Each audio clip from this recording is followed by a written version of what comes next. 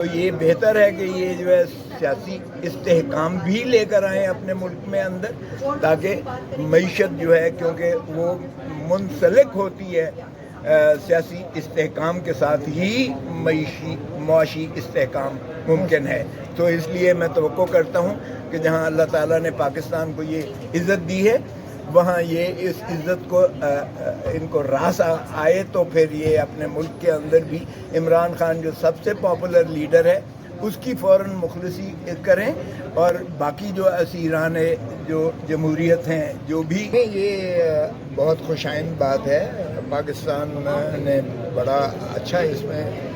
کردار ادا کیا ہے، لیکن تھوڑے سے جو نارمز ہیں ان کو بھی انٹرنیشنلی ذرا ان کو خیال کرنا چاہیے تھا، کیونکہ اس میں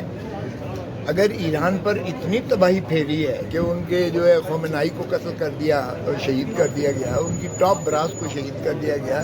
اسکول پر بچوں کو شہید کر دیا گیا، اور پھر ان کا انفراسٹرکچر جتنا ڈسٹروائے کیا گیا ہے بغیر وجہ کے، تو کیا کوئی اس کا جو ہے اس میں محاسبہ ہوگا؟ کوئی اس کا ادراک کیا گیا ہے؟ آج تو میں نے ایمبیسڈر کے موجودگی میں نے یہی باتیں کی. میں نے کہا امید ہے کہ مسلم امہ اب خواب خرگوش سے اٹھ جائے گی، بیدار ہو جائے گی. خوف کرو، 56 ملک ہیں، اسلامی ملک ہیں، اپنے وسائل کو دیکھیں تو یہ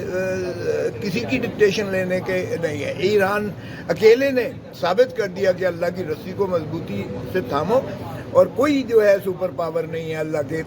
سوا. تو اس لیے ایران اکیلے نے اپنا جو ہے لوہا منوایا اور گھٹنے ٹکوایا امریکہ کو. آج امریکہ کے اپنے اندر جو ہے پارلیمنٹیرینز جو ہے اس کا ڈونلڈ ٹرمپ کو کہہ رہے ہیں کہ تو نے سرنڈر کیا ہے ایران کے آگے، تو جھکا ہے اور تو نے جو ہے شکست دی ہے، شکست کھائی ہے ایران سے. تو امریکہ کے اپنے اندر تو یہ، تو میں نے آج یہی کہا کہ امید ہے کہ ہمارے جو ہے مسلم امہ ہے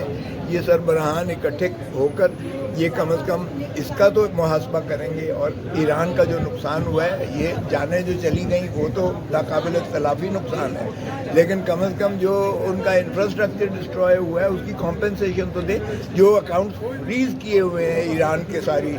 دنیا میں وہ تو ختم کریں. جو ایمبارگو لگایا ہوا ہے،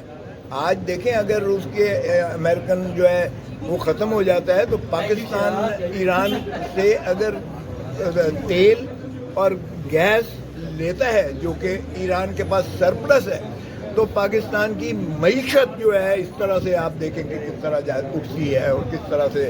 یہ تو ہمارے بارڈر پر ایران پہلے ہی پائپ لائن لے کے آیا ہوا ہے 36 ڈایا میٹر کا، جرمنی سے ایران لے کر اور ہمارے بارڈر تک لا چکا ہے. امریکہ کی سینکشنز کی وجہ سے ہم آگے نواب شاہ تک نہیں لے کے آ رہے ہیں اس پائپ لائن کو،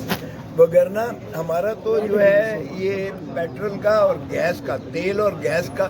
یہ شارٹیج مسئلہ ہی حل ہو جاتا ہے. اور پھر اگر اس کی جو ہے ہمارے پاکستان میں جو ہے ڈیمانڈ پوری ہو جاتی ہے تو آپ کی انڈسٹری بھی فنکشنل ہو جائے گی، آپ کی ٹرانسپورٹیشن بھی سستی ہو جائے گی، آپ کا سارا سائیکل جو ہے معیشت کا وہ پہیہ دیکھیں کس طرح سے تیزی سے چلتا ہے. تو میں توقع کرتا ہوں کہ صرف یہ سائن کرنے تک محدود نہ رہیں، بلکہ یہ بھی منوائیں کہ اسرائیل کو، نیتن یاہو کو وہ جو ہے مانے کیا جائے کہ وہ لبنان پر یا حماس پر اور یا فلسطین پر یا کسی اور ملک پر وہ حملہ کرنے سے اس کو بھی مانے مستقل طور پر کیا جائے. اور ایران کا جو نقصان ہوا ہے وہ تو ناقابل تلافی ہے، جو جانیں چلی گئیں، لیکن اس کا بھی تخمینہ لگا کر وہ ایران کو دلائیں. اور ہرمز جو کھلنے جا رہا ہے اس پر بھی ایران کی اور عمان کی یہ تسلیم کریں، کیونکہ جس ملک کے اس میں سے گزرتا ہے وہ اسی ملک کی ملکیت ہوتی ہے. تو یہ ملکیت ایران کی ہے، ہرمز پر سے گزرنے کی راہ گزری کی یا عمان کی ہے. یہ اگر وہ ٹیکس لگانا چاہتے ہیں، وہ اپنا جو ہے نقصان پورا کرنا چاہتے ہیں، وہ اپنی جو ہے ظاہر ہے کہ وہ جب نگرانی کرتے ہیں ان کو محفوظ پیسے دیتے ہیں تو